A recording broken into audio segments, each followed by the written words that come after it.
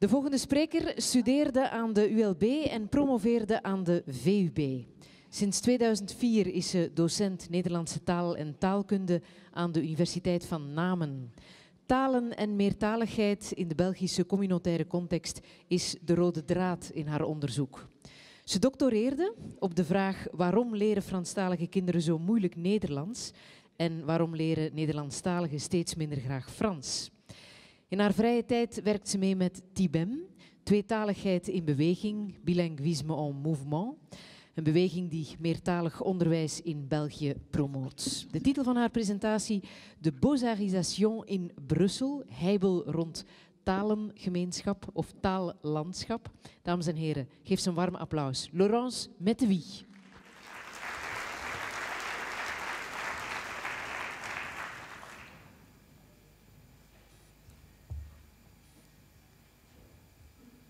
En nu zouden we een echte PowerPoint moeten hebben. Ja. Goedenavond. Ce soir, je vous propose d'analyser quelques clins d'œil bilingues, des inqueux linguistiques qui sont apparus dans le paysage linguistique de Bruxelles comme beaux-arts, boutiques et cinémathèques. Ils ont suscité énormément de réactions et celles-ci ont fait l'objet de recherches dans un domaine que nous appelons linguistic landscape ou paysage linguistique, taallandschap in het Nederlands. Non. Ça va être le premier challenge de la soirée.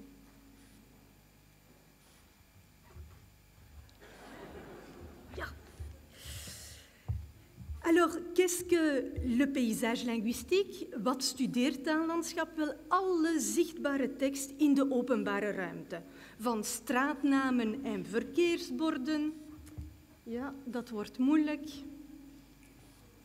Ja, verkeersborden, daar zijn ze. Officiële aanwijzingen en stickers. Reclameborden en affiches. Op en in straatmeubilair. Let op, danger de mort. Infobriefjes voor een verloren kat, tags en graffiti. Het blijft moeilijk. Ja, nee, toch niet. Ja, oké. Het gaat om vast materiaal, blijvend materiaal of voorbijgaande en letterlijk rijdende teksten. In België krijgt taallandschap wel altijd een licht surrealistische tint. Let op de richting en op de uren. Mais pourquoi étudier le paysage linguistique? Ce n'est pas un hasard si les recherches sur les paysages linguistiques puisent leurs racines dans des villes comme Jérusalem et Montréal, car c'est l'analyse de la présence ou de l'absence de langues qui vont être des marqueurs de l'ethno-vitalité de langues et de communautés, mais aussi des marqueurs de politique linguistique. Les uns interdiront des langues, les autres en imposeront d'autres. L'espace public va donc devenir un espace de pouvoir que l'on peut gérer, dominer, acheter, négocier, s'approprier, contester et défier. Défier, c'est ce qui se passe à Montréal. La loi 101 y impose un affichage officiel, commercial, en français ou du moins à dominante française. Cependant, certaines enseignes commerciales parviennent à habilement détourner certaines contraintes légales en jouant avec humour sur l'ambiguïté et la complémentarité du français et de l'anglais. C'est le cas de ce magasin de chaussures, de shoes, qui se prononce donc chouchou, parfaitement légal, ou chou-chou, ou de tea and biscuits, thé biscuits, ou de cette bijou tree dans le métro de Montréal. C'est ce que Patricia Lamar va appeler des clins d'œil bilingues, bilingual winks. La question c'est, est-ce qu'il y en a à Bruxelles? La législation à Bruxelles est quelque peu différente en eigen eigenlijk aan ons tweetalig gewest. Dat betekent dat plaatsnamen in 2 talen moeten zijn. Bruxelles-Schumann, Brussel-Schumann, Brussel, Brussel. Net als de verkeersborden waar we dan geen taal op gebruiken. En privéborden, commerciële borden, die mogen om het even welke taal, want ze behoren tot het privédomein. Dat zie je dan in de Schieven Architect, in Exquis, maar ook in de Body Shop of les Galeries Royales Saint-Hubert. Desalniettemin moeten een aantal plaatsen, officiële instanties, die gefinancierd worden door publiek geld, in 2 talen communiceren en afficheren.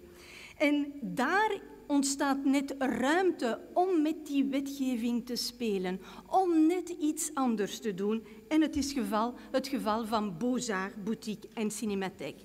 Hierbij worden Franse en Nederlandse woorden via spellingsmanipulatie omgebouwd tot niet bestaande woorden, maar wel begrijpbare woorden. Eigenlijk niets nieuws onder de zon, want wij krijgen elk jaar sinds 1973 een Batibbau. La question qui se pose alors est de savoir quels sont les objectifs des initiateurs et surtout les réactions du public. Hiervoor heb ik verschillende... Sorry, er zou een slide tussen moeten zijn. Ja. Hiervoor heb ik verschillende bronnen, materiaal gebruikt. Enerzijds schriftelijke documenten, anderzijds interviews. Ik kom daar later op terug. De documenten waren brochures van Beaux-Arts, stukken van het Brussels parlement, 2 klachten bij de vaste commissie voor taaladvies en vooral alle reacties die daarop volgden op het internet. Maar laten we beginnen met de doelstellingen van de makers van Beaux-Arts, Boutique en Cinémathèque. Ja. Dans sa brochure, Beaux-Arts propose les choses suivantes. Beaux-Arts souhaite garder son panache. Il est belge et fier de l'être. Il souhaite marquer son changement par un logo praticable dans toutes les langues et rappelle que ceci n'est pas un nom. Het blijft een schone naam, een mooi Belgisch concept, geïnspireerd door het mengtaaltje van de Brusselaar. It seals its new all-embracing course with a logo that works in all languages. Voor Beaux-Arts, Boutique en Cinémathèque hoopt men naast een duidelijke commerciële strategie, bedoeld zowel voor de lokale als voor een internationaal publiek, om een nieuw imago te creëren dat jonger, dynamischer, sexier is en herinnert aan de sms-taal. Er is ook een expliciete wens om niet taalgemarkeerd te zijn en om zich dus buiten de taalstrubbelingen te positioneren. Il ne s'agit donc pas, comme l'indique la directrice de Cinémathèque, d'un jeu de mots malhabile, mais bien d'une réconciliation des mots en français et en néerlandais. Beaux-Arts souhaite être une identité graphique qui rassemble. Mais les réactions, elles, ne se sont pas fait attendre. Il y a une interpellation au Parlement bruxellois, 2 plaintes à la commission permanente de contrôle linguistique qui jugera l'un trop français et l'autre trop néerlandais. Même si ces avis ne sont pas contraignants, cela a suscité énormément de réactions dans la presse et auprès des internautes. Celles-ci sont souvent très négatives et parfois très très inquiétantes. Alors accrochez-vous, en voici quelques-unes. Il s'agit de mots, de non-mots, trop flamands, te Frans, Vlamingen aanvaardt dit niet, inclusief 2 taalfouten. Beaux-Arts n'est pas trop francophone. Il est ridicule, c'est un choix déplorable qui sonne comme bazar. La langue française est souillée, c'est du flamanglais. Oeps. Ja. Even terug. Wat nu gebeurt met de D is het verkrachten van woorden ten behoeve van de politiek. Cinémathèque et beaux-artisé, c'est un mot bâtard, ni francophone, ni flamand, ni anglais, ni rien du tout. C'est un mot affreux, je suis choquée. Le ridicule ne tue pas, c'est de la culture avec K. Non, rétorque un autre internaute, parce que les Flamands ne connaissent que l'agriculture. Ne souriez pas, demain en Wallonie, tech deviendra tech avec K, le temps des K, lugubre allusion au Kinderkirche ou au KKK, tout aussi peu enviable comme comparaison. Na verwijzingen naar de machinatie van Franstaligen luidt er toch typerend van de houding ten aanzien van Vlamingen in Brussel. Je moet wel masochist zijn om er nog te willen wonen. Maar aan de andere kant luidt dan meteen weer La Flandre attaque. Même les trams sont peints dans des couleurs germaniques. Heureusement, il y a d'autres réactions qui remettent un peu les pendules à l'heure. Wakker worden jongens in een multiculturele samenleving ou des choses très réalistes qui nous indiquent que si on continue comme ça, il faudra parler de Belgique. Et la Libre Belgique, le 1er avril, propose de remplacer l'ONB par pop-pop-pop-pom. Ce qui est sûr, c'est que cela montre les rapports conflictuels entre les deux communautés, de sterke polarisatie van de publieke opinie, of in ieder geval van een publieke opinie, die misschien luidruchtiger is dan de rest. Daardoor kwam er een tweede luik aan ons onderzoek.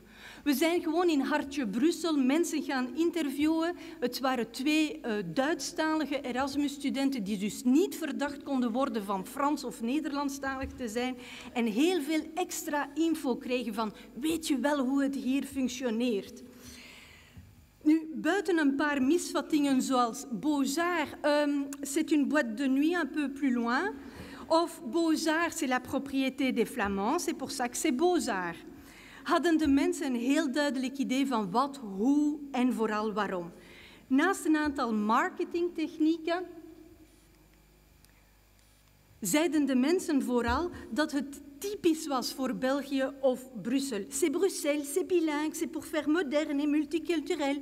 Om te ontsnappen aan, is het nu Frans of is het nu Nederlands? Ici on est en Belgique, c'est pour mettre le français et le flamand ensemble.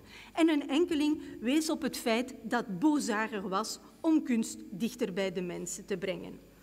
Maar aanvaardt men die bilingual wings dan wel?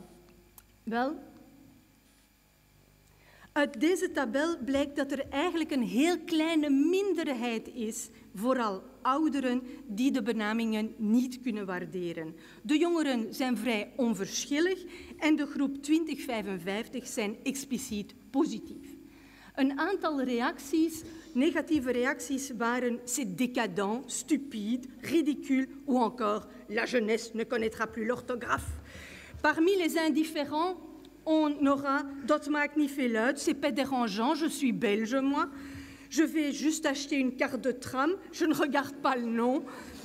Et chez les plus enthousiastes, on trouve j'ai glané pour vous, het bevalt me, ja, c'est rigolo, amusant, sympathique, c'est justement bien fait, ça se remarque. Et en allemand, quelqu'un qui nous fait remarquer que c'est un logo très classe, très réussi, dans une ville bi- ou multilingue.